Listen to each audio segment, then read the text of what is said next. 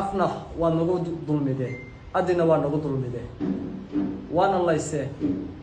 waa dulqaadanay oo waa nacayseen waa dulqaadanay maslaxadan waligeen goobaynay laakiin maanta maya daaci mukhtaar dirays ciidan ayuu u xirtay dulmiga laascaanood waa sida ay sheegayaan dadka la dhacsan aragtida kacdoon ee gobolka Sool ka socotay dhowrkii asbuuc ee la soo dhaafay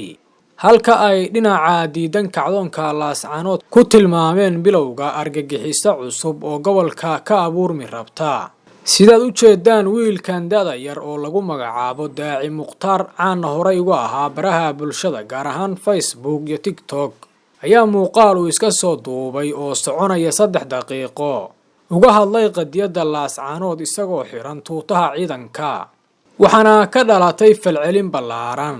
dadka ka falceliyay ee aragtidooda ka dhiibtay muuqaalkan ayaa ku tilmaamay inuu wiilkan da'da yar leeyahay fikir xagjirnimo oo weyn kaasi oo keenaya inuu ku fikir noqdo maleeshiyada al-shabaab oo xilligan Soomaaliya ku haysa dagaal fikir diineed huwan oo dad badan noloshooda galaaftay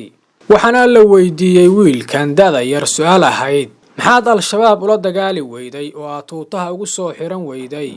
oo aad ula wadaagi weyday bulshada Soomaaliyeed khatarta ay leeyihiin al-shabaab isagoo aan weligiis ka hadlin